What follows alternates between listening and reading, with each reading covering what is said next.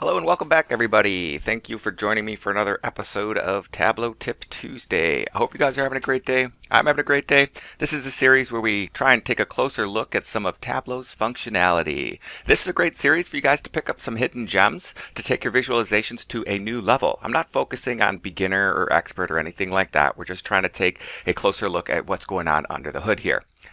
Alright, so today we're going to be going over custom colors. So I have three separate scenarios that we can edit our colors here. So without further ado, let's get to work here.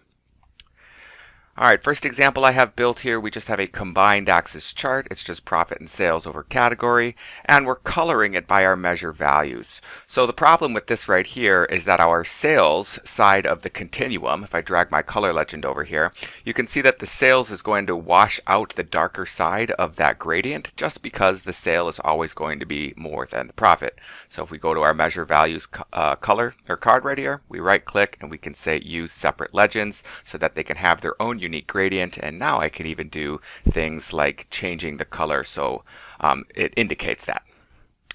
Alright, next we have a map example here. So if we wanted to have two things on colors, we want to color based on sales, so we have that gradient coming from the state, but we also want to color by something like region here.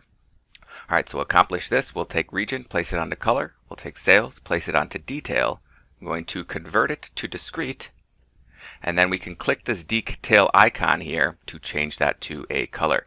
Now note, this is not going to be a true gradient. As you can see, this is discrete valuations, but now rather than just having California being so dark because they have the most sales there, it's still held within its respective gradient. Now there is some sorting that would need to go on here. For example, you can see that my darker colors at this point do not mean higher sales, but that's how you can get two fields onto color.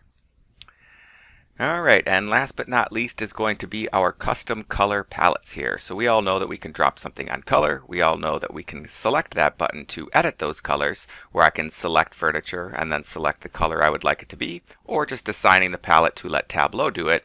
Not everyone knows that I can double click over here on the left hand side and get my full color wheel over here. Once I find a color that I like, I can add it to my custom colors for later use. Alright, last thing we got for you here is, yes, you can do HTML codes if you have your exact, green that your brand uses or your logo uses or whatever the case may be. If you don't have that, you can always use this button, pick screen color, where now you can see that wherever my mouse is, it's matching the color from wherever my mouse is. So if you have a report open on another screen, you can just go ahead and get that exact KPI branding match and then go ahead and save that color for later use right there. Alright, that's all we have for you guys today. Shorter video, but stay tuned for next week's tip.